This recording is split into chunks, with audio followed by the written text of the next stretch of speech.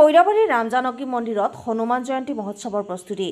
খৈৰাবাৰীৰ শ্ৰীৰাম জানকী বাপুজী আশ্ৰমত আজি দিনজোৰা কাৰ্যসূচীৰে পবিত্ৰ ৰামনৱমী পূজা আয়োজন কৰা হয়। ৰাম জানকী মন্দিৰত এইবেলিও অহা 2 এপ্ৰিলত দিনজোৰাভাৱে হনুমান জয়ন্তী মহোৎসৱটি আয়োজন কৰা বুলি আজি সংবাদ মাধ্যমৰ আগত উদযাপন সমিতিয়ে সদৰি কৰে। সকলো ভক্তপ্ৰাণ ৰাইজক হনুমান জয়ন্তীৰ সকলো কাৰ্যসূচীত উপস্থিত থাকিবলৈ আহ্বান জনোৱা হৈছে। North East Live today, Khairabari. সাংবাদিকলৈ আমাৰ তৰফৰ পৰা শুভেচ্ছা যাচিছোঁ। আমি অইন বছৰৰ দৰে এইবেলিও এই ৰাম জানকী বাপুজী আশ্ৰমত অহা 2 এপ্ৰিলত আমি হনুমান জয়ন্তী উৎসৱটি আমি পালন কৰিবলৈ স্থিৰ কৰিছোঁ। ডাঙৰকৈ কৰিম এইবাৰো, আগতে যেনেকৈ কৰিছিলোঁ তাতকৈ আমি ভালকৈ কৰিম। আৰু এই উদ্দেশ্যে আমি ইতিমধ্যে এখন আমি পৰিচালনা সমিতিও গঠন কৰিছোঁ। আৰু কাৰ্যসূচী হিচাপে আমাৰ থাকিব এদিনীয়াই কাৰ্যসূচী। ৰাতিপুৱা 8:30 বজাৰ পৰাই আমাৰ পূজাৰম্ভবিলাক হ'ব, হনুমানৰ পূজাৰম্ভবিলাক হ'ব।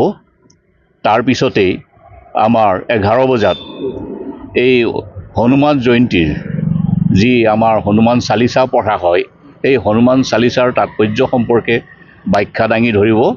গুৱাহাটীৰ পৰা আহিব তেওঁলোকে, মানুহ আহিব, তেওঁলোকে সেইবোৰ কৰিব। তাৰপিছত 12 বজাত আমাৰ মহাযজ্ঞ আৰম্ভ হ'ব। তাত ভক্তপ্ৰাণ ৰাইজে আহুতি দিব পাৰিব। তাৰপিছত সন্ধিয়া সময়ত আমি নাগাৰা নামৰো আয়োজন কৰিছোঁ।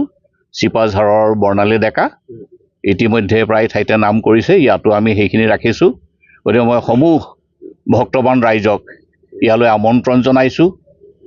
আৰু আজি এয়া ৰাম জানকী বাপুজী আশ্ৰমত আজি ৰামনৱমী উৎসৱটি আমি এতিয়া পালন কৰি আছোঁ আজি। গতিকে আমি দিনজোৰা কাৰ্যসূচী ইয়াত কৰা হৈছিল। সন্ধিয়া সময়ৰ পৰা আমাৰ পূজাৰম্ভবিলাকো হৈছে। আৰু আমাৰ ৰামনৱমীৰ বিশেষত্বটো হৈছে কি, যে ৰাম আমাৰ বিষ্ণুৰ 7ম অৱতাৰ। গতিকে আমাৰ ৰাম ভক্ত হিচাপে আমাৰ এই হনুমান প্ৰিয়, ৰামৰ ভক্ত। সেই হিচাপে হনুমান জয়ন্তীটো ইয়াৰ লগত আমাৰ সংগতি আছে আমাৰ। আৰু হনুমান জয়ন্তীৰ উৎসৱত আমাৰ যোৱাবাৰ আমি যথেষ্ট সংখ্যক আমি ভক্তগণ ৰাইজ পাইছোঁ। আৰু ইয়াতো প্ৰতি মঙলবাৰ আৰু শনিবাৰে ইয়াত পূজা অৰ্চনাবিলাক হয়, যথেষ্ট ভক্তৰ আয়োজন হয়। আমি অসমৰ সমূহ প্ৰান্তৰ পৰা ভক্তবান ৰাইজক ইয়ালৈ আমন্ত্ৰণ জনাইছোঁ।